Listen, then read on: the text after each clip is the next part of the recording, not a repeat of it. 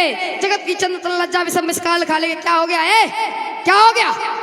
अकड़ते ही तो जाते हो, जगत के बेर सिंहों को उन्हीं फरसा दिखाते हो। तेरी सीना जोरी सारी थौल मिला दूंगा, तेरी से की शान भुला दूंगा और तुझे क्षण में मिट्टी में मिला दूंगा।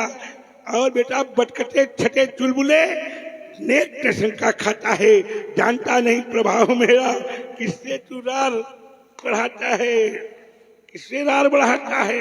और दूध यहाँ डूब जाए ये हो रघुनाथ, समझ जाओ भी कहने से, नहीं तो दांत भी खट्टे बनाऊंगा। आए हो बड़ी शान से की से सवा मत, तो मान भी छड़ में मिटाऊंगा। सरासड़ा बाण धर को कर शत्रु की शोध की सरता बहाऊंगा। करके ना दिखाऊं तो समझता है आपके चरणों की अस्त्र शस्त्र लखन लाल ना कहूंगा। लखन लाल ना कहोगे, हे पिनाकी। अरे दोनों है पिनाक जाने, वाके भूतंड का तन से मिल गई हो। तार के अपार बोध, छाड़ के दया का बोध, सबरी नर नारियों को ठान बुलाऊंगा। जो निम्बस रक्तन को साई करे तो काट के कट ये धूल में मिलाऊंगा। एती न करो तो सपाट गुरु शंकर की ये अस्त्र शस्त्र त्याग रेणुका कुमार परशुराम ना कहूंगा। अरे परशुराम जी, तुम्हारी तो गणना है क्या? तुम हो राग दे दी और तुम का चक्कर में हम का लगी है कितनी देरी। चमाचम चमकती है प्रतंचा चक्करों में तो बड़े बड़े वीरों का कलेजा हिल जाता है। रक्त का प्यासा बुझा हुआ बाण समरांगण में शत्रुओं की शोर की सरता बहाता है। युद्ध की बात है तुम्हें कहाँ तक बतावे, जब हम क्रोध करते हैं तो लाशों पर लाशों का ढेर लाशों पर ढेर लग जाता है। सिंह चलता है अकेले और सियार चलते टोली में, और तुम्हारे जैसे विद्वानों को हम डाले रहते झोली में। पकट है बतूनी, बच्चात है बिलोकपाल, प्रताप बलजोरी बैर की बढ़ावे रे। तोरी ये तमतमाती त्योरी रे, तीन ता ताई चर शंकर कहावे रे। लखन लखे रे, लखन लख रे, लख लाख चरेंगे लोग, लोग लहूर का लोभा उठावे रे। छोकरे न छेड़, छक्के छूटे छटपटे, तेरी क्या बिसात सामने कोई वीर ताल ठोक रहे आवे न रे। डर जाएंगे क्या? अरे आओ लड़ लो। अरे जाने कितने आए, तुम तो एक ही हो। जाने कितने आए ये घोर घमंडी काले, और मिट्टी में मिल गए जब पड़े हमारे पाले। अरे देखता नदी में प्रवेश, क्षण भर में मजा चखा देता, अरमान मिटा लेता दिल के। ये याद भुला देता, करके घनघोर दिखा देता, और उछल उछल कर पर चलाना मुंजी सभी भुला देता। उछल फरसा को छीनबो, फरसा को छीनबो, छोटे छोटे छौनन को खेलनाई। छोटी सी उम्र में तू छार हो जाएगा। अरे छीने हुई आओ छोटे छोटे छौनन के धनुष वाई के धोखे तू हाथ हम पर उठावेगा। अरे जो थिनियो तो हमारा धनुष बाण फरसा, अरे मिलिए सब और यही फरसा तुम्हें यमपुरी पहुंचावेगा। हाँ यमपुरी पहुंचावेगा। इसीलिए कहते हैं ज्ञानी मारे ज्ञान से, तो ज्ञान समाई हो, तो मूर्ख मारे लट से तो पट लड़ाई तो ले हुआ है। भूल जाओ जब धनुष पे बाण को चढ़ाऊंगा, खींच के आपके आस पड़ोस आज मिथिलापुरी से मारना भगाऊंगा। तो सभा में पुकार कहो, अस्त्र शस्त्र त्याग लखन लाल ना कहो। अरे ज्ञानी होकर समझ न पाए वो फिर कैसा ज्ञानी है। और आज समझ में आ जाएगा किसमें कितना पानी है। अरे सुन मेरे लक्ष्मण, अरे तू क्या जाने है पानी है? पानी जानते हो क्या है? पानी के बारे में जानते हो? जीवन है संग्राम यहाँ पर टिकते पानी वाले, और हमने देखे सिंह बहुत से गरज गरज कर आने वाले। अरे मिला न उनको कोई वीर जब पड़े परस के पाले। और जीवन है संग्राम यहाँ पर टिकते पानी वाले। मैंने भी अट्ठानी है, पानी की बात कर रहे हो तो मैंने भी अट्ठानी है। वो अभी प्रकट कर दूंगा कि इस दूध में कितना पानी है। अच्छा तो मैंने भी अट्ठानी है, और आज साफ प्रकट हो जाएगा कि इसमें कितना पानी है, किसकी मैया ने कितना दूध पिलाया है। और सामने अच्छा ऐसा है। हाँ। जहाँ अपनी गलती हो वहाँ गलती मान लेनी चाहिए। गलती तुम्हारी है। इसके दो प्रमाण है कि आप ज्यादा दूध पिए हो। अच्छा, एक तो आपका शरीर ही बता रहा है, बता रहा है, ठीक है। हाँ, कि आप ज्यादा दूध पिए हो, और दूसरा आप 5 भाई और आप क्रमशः पैदा हुए तो आपको अपनी मैया का सारा दूध पिया, और सौभाग्य से हम 2 भाई और दोनों जुड़वा पैदा हुए, एक हम और एक हमारा भाई शत्रुसूदन, तो हमारे दूध में बंटवारा हो गया, तो हम आपको भी प्रणाम करते हैं। फिर छूले का एक बार, हाँ, आपको भी प्रणाम करते हैं। यहाँ पहली बात तो माता रेणुका को प्रणाम करते हैं कि उन्होंने आपको अपना सारा दूध पिलाया, और उनसे भी ज्यादा धन्य हो आप। लाओ आप लोग छूले। उनसे भी ज्यादा धन्य हो आप जिन्होंने उन्हीं के गर्दन में ये फरसा चटकाया। उन्हीं की गर्दन में? हाँ। अच्छा, उनके गर्दन में चटकाया तो हमें कोई दोष नहीं लगा। शास्त्र क्या कहता है, व्यास जी क्या कहता है? कहे लखने मुनि परशुराम पितुआ क्या राखी। वो आपका विषय नहीं है, आप वहीं रहो, ये मेरा विषय। परशुराम पितुआ क्या राखी, हमारी मातु लोक सब साखी। मैंने माता का वध किया, कोई दोष नहीं लगा। 4 भाइयों का वध किया, कोई दोष नहीं लगा। तुम्हारा भी वध कर दूंगा, मुझे कोई दोष नहीं लगेगा। क्यों? क्योंकि मेरा अवतार है। कैसा अवतार है? तो शास्त्र कहता है मीन कमठ। क्या है मेरा? जब जब नाथ सुरन दुख पायो, नाना तनु धरी तुम्हें नसायो। कौन नसायो? मैं। कौन? किस रूप में? तो शास्त्र कहता है मीन कमठ सूकर नरहरि, अबामन परशुराम। परशुराम बपधरी।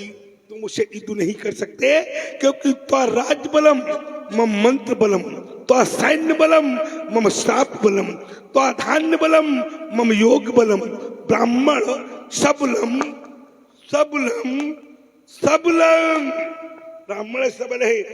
मैं फरसा रख दूं तो भी तू मेरा कुछ नहीं कर सकता। क्यों? क्योंकि मैं ब्राह्मण हूं। क्या हूं? ब्राह्मण। और देखिए, मैं केवल एक मंत्र पढ़ूंगा, उस मंत्र को पढ़ते तुम और पूरी अयोध्या सहित एक बार में भस्म कर दूं। कर दूं?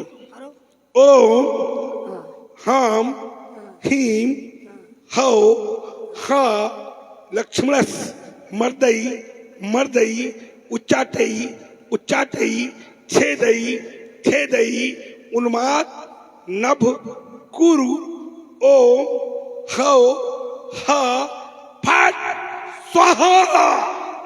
हो गई? हो गया, लेकिन बच गया। कैसे बच गए? क्यों बच गया? क्योंकि मैंने इसमें संकल्प नहीं पढ़ा और बिना संकल्प के कोई अच्छा, भी जब बस के बाहर हो जाए तो संकल्प नहीं पड़ा। अभी संकल्प नहीं पढ़ा।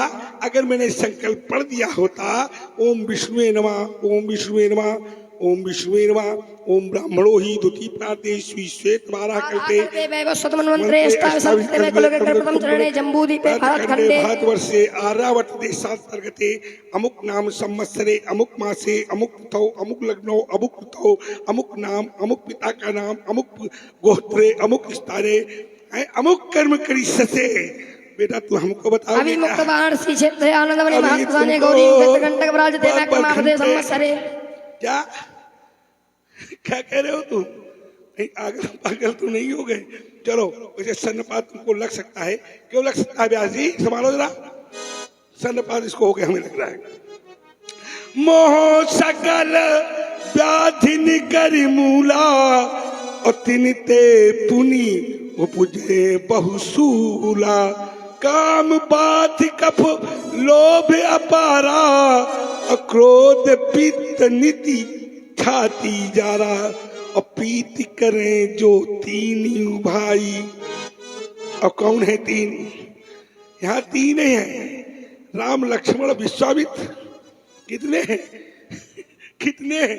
3 ही है ना। तो शास्त्र कहता है प्रीति करे जो तीन भाई तो उपजे सन्नपात दुख दाई। और तुम कहते माता सूत, तुम्हें देखो सूत पढ़ता हूँ।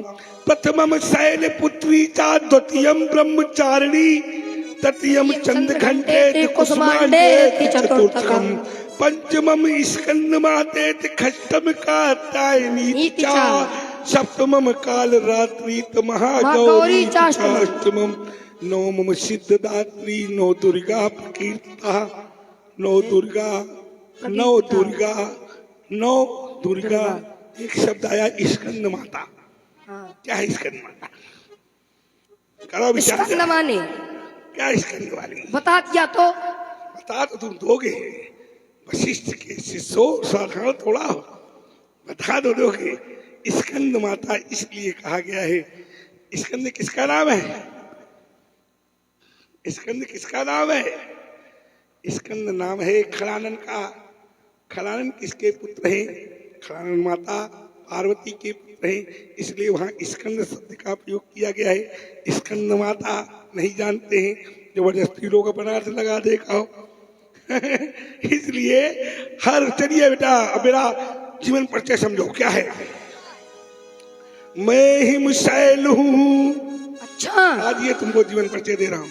वैसे मेरा जीवन परिचय ये नहीं है। क्या है? मैं पृथ्वी का श्रृंगार और अंगार बना धदिका करता हूँ। अच्छा, मैं पृथ्वी का श्रृंगार और अंगार बना धदिका करता हूँ। मेरा जीवन खेल नहीं है, दो राहों का मेल नहीं है। मुझको तुम मत समझो, मुझको तुम मत समझो रजकण, मैं अणुशक्ति का एक समिश्रण। मैं भूतल का अभिशाप नहीं, मैं भूतल का अभिशाप नहीं, वरदान लिए चमका करता हूँ। मैं पृथ्वी का श्रृंगार और अंगार बना धदिका करता हूँ। देखिए मेरा पंथ अकेला राही, मुझे न चाहिए मेला राही। मैं जग में क्रांति कराने वाला, मैं जग में क्रांति रचाने वाला, मैं क्रांति वीर निर्भयता का वरदान लिए घूमा करता हूँ। मैं पृथ्वी का श्रृंगार और मैं पृथ्वी का श्रृंगार हूँ। कैसे? निज संताप सुनायस रोई और काहू से कछु काज न होई। जब काज न होई तो हमने क्या किया? उठाया परस को, चल दिया और पृथ्वी पर घूमा। 21 बार भ्रमण किया। जितने अत्याचारी थे सभी का समापन कर दिया, उनसे उनकी भूमि को छीन लिया और छीन करके गरीब लोगों में उसको बांट दिया। ये मैंने किया। अच्छा, गरीबों में बांटा कि संतों को बांटा? किसको बांटा? गरीबों को बांटा। किसको बांटा? किसको बांटा? ब्राह्मणों को बांटा। उस समय ब्राह्मण ही ब्राह्मण गरीब थे क्या था? उस समय ब्राह्मणों से क्षत्रियों ने भूमि छीन ली थी। ब्राह्मणों पर बहुत अत्याचार हुए, अन्य जातियों पर भी, वैश्यों पर भी अत्याचार हुए। तब परशुराम को देखा नहीं गया और हमने उठाया परस को और क्षत्रियों पर प्रहार करना प्रारंभ कर दिया। तो व्यासी पहले तुम सोच समझ लो, पहले तुम सोच समझ लो और भली भांति तुम मुझे परख लो। पहले कहा हमारा मानो, बाद में बात इद्दु की ठानो, बाद में बात इद्दु की ठानो। मैं अखिल वीर अधिनायक बन स्वच्छंद विश्व विचरण करता हूँ। सुना है कहीं? मैं पृथ्वी का श्रृंगार और अंगार बना धदिका करता हूँ। मैं पृथ्वी का श्रृंगार और अंगार बना धदिका करता हूँ, अंगार बना धदिका करता हूँ। क्या है जीवन परिचय बताओ अपना? मैं कठिन पंथ का पथिक लड़ा, मैं कठिन पंथ का पथ के लड़ा, करता नित झंझा बातों से, करता नित झंझा बातों से, प्राकृतिक प्रकोप न डरा सके हमको अपनी आघातों से, सुख से न राग, सुख से न राग, दुख से न द्वेष, हो गया पृथक जगन्नाथों से, मैं कठिन पंथ का पथ के लड़ा, करता नित झंझा बातों से। वैसे बेटा ये सब तो ठीक है, हम अच्छा ये बताओ, आप उसको ढूंढ रहे हो तोड़ने वाले को ना, तोड़ने वाले को ढूंढ बता दे। बता दे। आवेश के रथ पर चढ़े, आवेश के रथ पर चढ़े, आवेग से तुम जा रहे हो, सार्वभौमिक सत्य को ऐश्वर्य से झुटला रहे हो, धनुष भंजनी हार पर व्यर्थ सारा रोष है, इस परस से विगतित हुआ के भ्रांति पर आक्रोश है, मोहांध होकर आपने, मोहांध होकर आपने प्रभु पर लगाए दोष है, पूछो किसी से तो सब कहेंगे राम जी निर्दोष है, राम जी निर्दोष है। इसीलिए हम कहा करते हैं, छुअत टूट, इसीलिए हम कहा करते हैं कि जान देना है तो दो वतन के लिए, जान देना है तो दो वतन के लिए, क्यों जान देते हो दुल्हन के लिए। यदि मारे गए हसीनों की गलियों में तो लोग चंदा न देंगे कफन के लिए। देखिए एक देशभक्ति गीत प्रस्तुत है, व्यास जी मध्यम से ढाई लो जरा। हम भारत के भरत खेलते, ऐसा है, हम भारत के भरत खेलते, सिंहों की संतान से,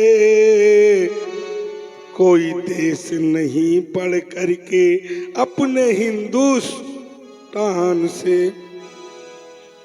हम भारत के भरत खेलते, हम भारत के भरत खेलते, सिंहों की संतान से, कोई देश नहीं बढ़ करके अपने हिंदुस्तान से।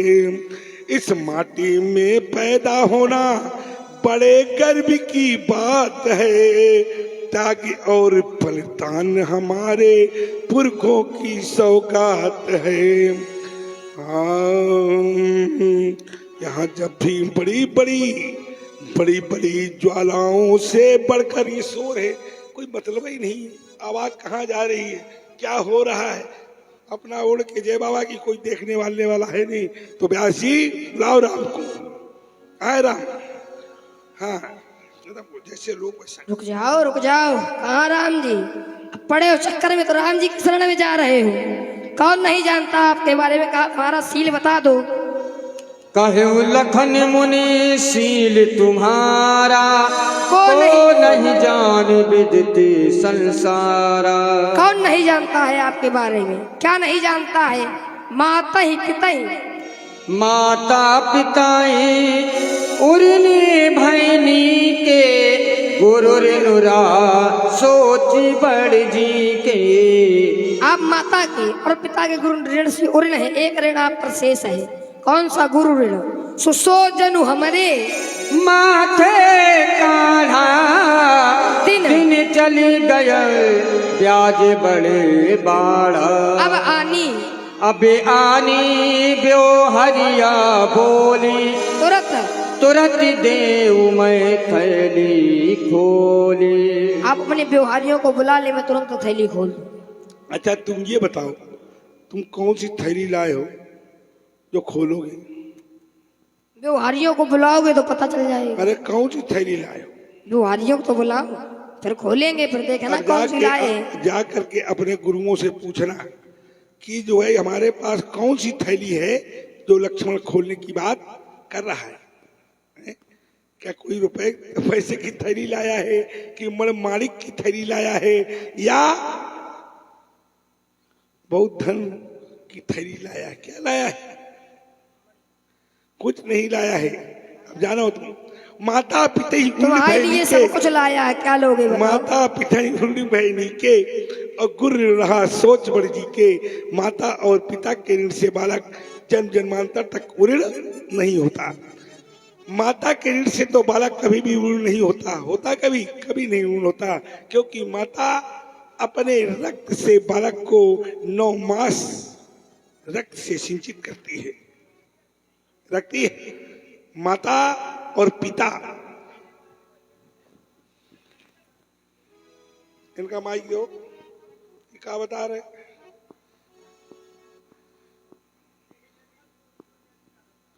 बार बार बता रहे हो, उनका समय मिली तो माता और पिता के से बालक जन्म जन्मांतर तक ऋण नहीं होता। माता से पिता से माता का स्थान 1000 गुना श्रेष्ठ है। माता जब एक बालक को जन्म देती है तो नाना प्रकार के कष्टों को सहती है। ऐसे ही मेरे पिता ने एक बार मेरी माता से जल मंगाया। मेरी माता जल लेने सरोवर में गई, वहां पर एक राजा कीड़ा कर रहा था। माता ने उस कीड़ा को देखने लगी। माता को जल लाने में विलंब हो गया, देर हो गई। मेरे पिताजी क्रोध में आ गए जल देर में आने से, और पिताजी ने चारों भाइयों को बुलाया और कहा माता का वध कर दो, लेकिन चारों भाइयों ने माता का वध नहीं किया। लेकिन अंतोगत्वा मेरे पिता ने मेरा आह्वान किया और मेरे आने के बाद कहा राम माता का वध कर दो। मैंने विचार किया कि अगर मैं पिता की आज्ञा का पालन नहीं करता हूं तो शास्त्र कहता है कि अनुचित उचित विचार तज जो पाले ही पुत्रबैन। अनुचित और उचित का परित्याग करके जो पिता की आज्ञा का पालन करते हैं उनको संसार में कुछ भी दुर्लभ नहीं है, अर्थात अमर पद तक मिल जाता है। मैंने प्रश्न को उठाया, माता की गर्दन पर प्रश्न का प्रहार किया। माता का सिर अलग धड़ अलग। मेरे पिता ने कहा राम ये चारों भाइयों ने भी मेरी आज्ञा की अवहेलना की है, आज इन चारों भाइयों का भी वध कर दो। मैंने चारों भाइयों का भी वध कर दिया। इस समय मैंने माता और चारों भाइयों का वध किया। ये प्रश्न मेरे हाथ से छूट गया, प्रश्न छूट गया। मैं बैठकर रोने लगा। मैं विचार करने लगा कि मैंने माता का वध कर दिया, मैंने पिता का वध कर, चारों भाइयों का वध कर दिया। मैं जिस मार्ग से निकलूंगा उस मार्ग के लोग कहेंगे जा रहा है ये हत्यारा परशुराम, ये मात्र हत्यारा है, ये भ्रात हत्यारा परशुराम जा रहा है। ये सोच सोच कर मैं रोने लगा, विचार करने लगा कि इन्हीं हाथों से माता के कभी कभी मैं बाल पकड़कर छोटे पर खींचा करता था, तो भी माता ने मुझसे कभी नहीं कहा बेटा राम मेरे बालों में कष्ट हो रहा है, बालों में दर्द हो रहा है। कभी कभी माता की गोदी में जब मैं छोटा था लेटा करता था तो माता के वक्ष स्तर पर अपने लात का भी प्रहार कर देता था, लेकिन माता ने मेरी कभी ये नहीं कहा कि राम बेटे मेरे वक्ष स्तर पर दर्द हो रहा है। और आज उसी माता का सिर अलग पड़ा है, थड़ अलग पड़ा है। कभी कभी माता की गोदी में लेटे लेटे मैं रोने लगता था तो मेरी माता मुझको देख करके रोने लगती थी। कभी कभी मैं खिलखिला कर हंस देता था तो मेरी मैया भी खिलखिला कर हंसने लगती थी। उन भाइयों को देख रहा था, चारों भाइयों के गर्दन अलग, सिर अलग, सिर के नीचे का भाग अलग पड़ा था। यही भाई थे जिन भाइयों के साथ मैं खेला करता था। सभी भाइयों में मैं छोटा था, बस विश्वान सुखेन और परशुराम सबसे छोटा था। छोटा होने के नाते चारों भाई मुझे हारते हुए मुझे जिता देते थे और स्वयं हार जाते थे। आज वही भाइयों की गर्दन खटखट जमीन पर पड़ी थी। ये सोच सोच कर मैं बहुत तेज रो रहा था। मुझे उसी समय अपने माता के उन दिनों की बातें याद आई जब मैं छोटा था। एक माता कितने कष्टों को सहती है व्यास जी। हे भगवान उस मैया को देखो, वो कितना लाड़ लड़ाती है, खुद तो सोती गीले में पर सूखे में उसे सुलाती है। आप बाद में क्यों बजा रहे, मेरे साथ क्यों नहीं बजा रहे? मेरे साथ बजाया, आप बाद में हमें रास्ता में दिखाए, मेरे साथ बजाए।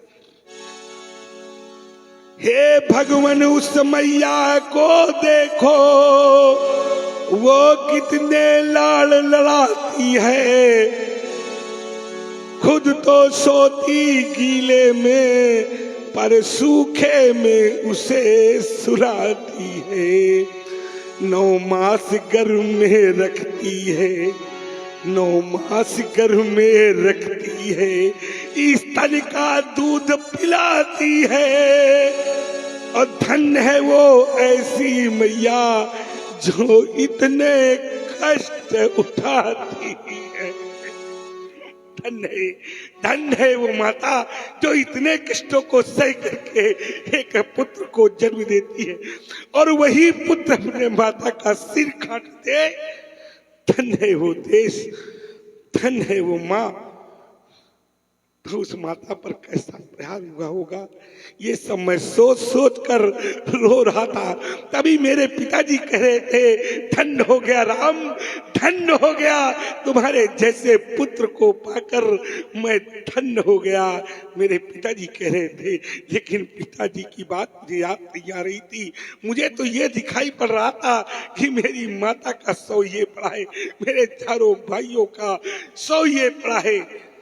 मैं तो ये देख देख कर रो रहा था कि मैंने क्या कर डाला।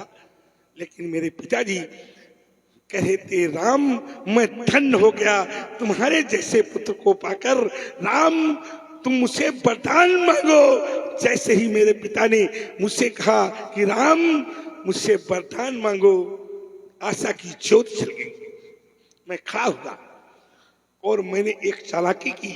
हमने कहा, पिताजी अगर मुझसे आप प्रसन्न हो तो मेरी माता, मुझे एक वरदान मांगना चाहिए था, मैंने एक साथ 2 वरदान मांग लिए। हमने कहा अगर आप मुझसे प्रसन्न हो तो मेरी माता और मेरे चारों भाइयों को जीवन दान दे दो। मेरे पिताजी ने कहा एवं मस्त। मेरी माता और मेरे चारों भाई खड़े हो गए, मुझसे लपट कर रोने लगे। मेरे पिता ने कहा, राम तुम और वरदान एक मांगो, मैं तुमसे बहुत प्रसन्न हूँ। हमने कहा, पिताजी अब मुझे कोई वरदान नहीं चाहिए, मुझे कुछ भी नहीं चाहिए, मुझे नहीं चाहिए कुछ पिताजी।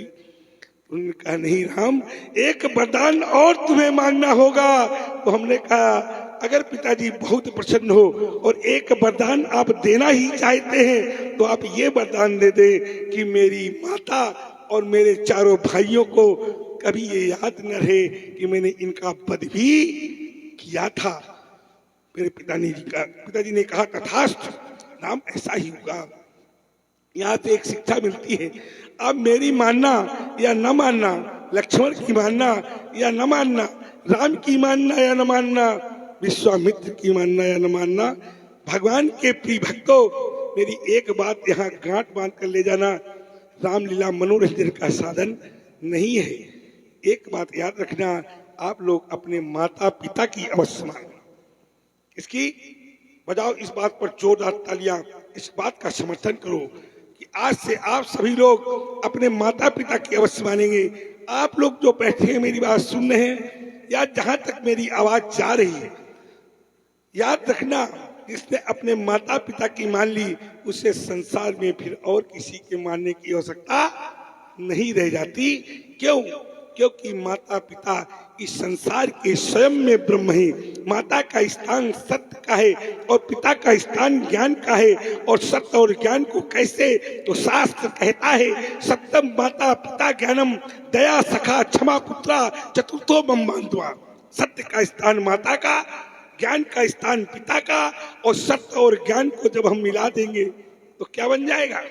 सत्यम ज्ञानम अनंतम ब्रह्म, स्वयं में ब्रह्म हो जाएगा। और वो ब्रह्म कहता है, क्या कहता है? ब्रह्म कहता है कि माता पिता के मुख से निकले हुए वाक्य को मैं भी नहीं टाल पाता, मैं भी नहीं टाल पाता है। बालक कहता है, गुरु रहा सोच वर्जी के, गुरु का ऋण मेरे लिए सोच का विषय बन गया। हाँ बन गया। कैसे? एक बार मैं भगवान शंकर के पास पहुंचा और भगवान शंकर से हमने कहा, भोलेनाथ प्रभु गुरुदेव महाराज, मैं आपके ऋण से उरुण होना चाहता हूँ। तो भगवान शंकर ने कहा, राम मेरे ऋण से उरुण होना चाहते हो? हमने कहा गुरुदेव उरुण होना चाहता हूँ। तो बोले, अगर तुम मेरे ऋण से उरुण होना चाहते हो तो जिस समय समुद्र का मंथन चल रहा था उससे विष निकला था, जरत सकल सूर्य वृंद विषम गरल जही पान किए, उस विषम गरल का मैंने पान कर लिया था। वो गर्मियों के दिनों में मुझे बहुत कष्ट पहुंचाता है राम। अगर शेष की मणि मिल जाए तो गर्मियों के दिन में मुझे ठंडक देगी। अस्तु राम, शेष की मणि ले आओ। मैंने उठाया बस को और मैं चल दिया क्षीर सागर की ओर। पहुंचा मैं क्षीर सागर, शेष नाग को मैंने ललकारा, कहाँ है शेष की तो मुझे मणि दे या मुझसे युद्ध कर। शेषनाग जहां से चला था एक छंद पड़ रहा था, उस छंद का नाम था भुजंग प्रयात छंद। चतुर्भुजे कारे भुजंग प्रयातम, भुजंग प्रयातम, भुजंग भुजंग प्रयातम, भुजंग प्रयातम, भुजंग प्रयातम, भुजंग प्रयातम, चतुर्भुजे कारे, चतुर्भुजे कारे भुजंग प्रयातम, भुजंग प्रयातम, भुजंग प्रयातम। क्या हुआ इसका? सर्प जा रहा है, सर्प जा रहा है, सर्प जा रहा है, सर्प जा रहा है, सर्प जा रहा है। ये कहते हुए शेषनाग मेरे सम्मुख आया और जय हुई शेषनाग मेरे सम्मुख आया। मैंने परश को साधा, प्रहार किया मेरे शेषनाग पर। जिस समय शेष के फनों पर मेरे परश का प्रहार हुआ तो रक्त की धार बह निकली और वो रक्त की धार मेरे आंखों में कुछ रक्त के कण पड़ गए, जिसके कारण मेरे नेत्र बंद हो गए और सर्प वहां से ओझिल हो गया। कौन? शेषनाग। उसको मैं ढूंढ रहा हूं। मुझे लगता है ये लक्ष्मण कहीं शेषनाग तो नहीं है, क्योंकि ये कह रहा है सो जन हमारे माथे काढ़ा, दिन चल गए ब्याज बड़ भाड़ा। कह रहा है क्या मेरे मस्तक में आपने काढ़ा है? कह रहा अब आनी बेवरिया बोली। बेवरिया 1008 भगवान शंकर के 1008 नामों में एक नाम बेवरिया भी भगवान शंकर का है। तो भगवान शंकर का एक नाम बेवरिया है। कह रहा है भगवान शंकर को बुला ले और तुरंत देव में थैली खोली। कह रहा तुरंत मैं थैली खोलूंगा और आपको आपके ऋण से उरुण कर दूंगा। अब ये थैली कौन सी खोल रहा है समझ रहे हो? सर्प के अंदर 2 थैलियां विष की होती है। विष की 2 थैलियां सर्प के अंदर होती है और सर्प जब काटता है तो पलटता है और जब पलटता है तभी वो विष की थैलियां खुलती है। समझना, इसका अर्थ बहुत गूढ़ है, सभी लोग नहीं जानते। जो लक्ष्मण ने कहा है अब आनी बेवरिया बोली और तुरंत देव में थैली खोली। वो थैली क्या है? क्या है थैली?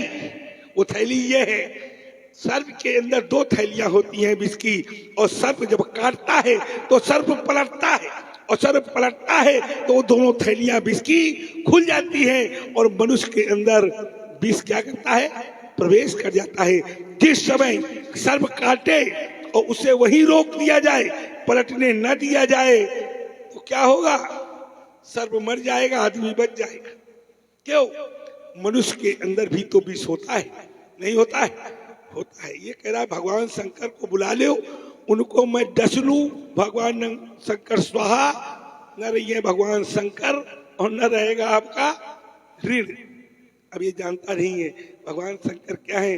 भगवान शंकर जब हलाहल पी सकते हैं, जरत सकल सुरबिंद विषम गरल जही पान किए, ते ही न भजई मन मंद को कृपाल शंकर सरिस। भगवान शंकर बड़े कृपालु हैं, बड़े दयालु हैं। मैं चाहता हूं हम पर नहीं सभी पर भगवान शंकर अपनी कृपा दृष्टि बरसाते रहें। और यहाँ बेवरिया के रूप में है कोई? राम जी बेवरिया के रूप में कौन है? कोई नहीं है। तो यहीं से सभी को बैठ आप हैं, आइए आइए, व्यवहार भी देना पड़ेगा, आइए आराम से आइए। वो कह रहा है कि 2 थैली जब मैं काटूंगा पलटूंगा थैली खुलेगी, विष प्रवेश होगा, व्यक्ति समाप्त हो जाएगा। समझ में आई बात? कितनी बात है तुमने नहीं बताई हमने। इनका चिंतन करना, फिर मिलेंगे हम तुमसे। ठीक, कहाँ है महाराज? अच्छा उधर से आ रहे हैं।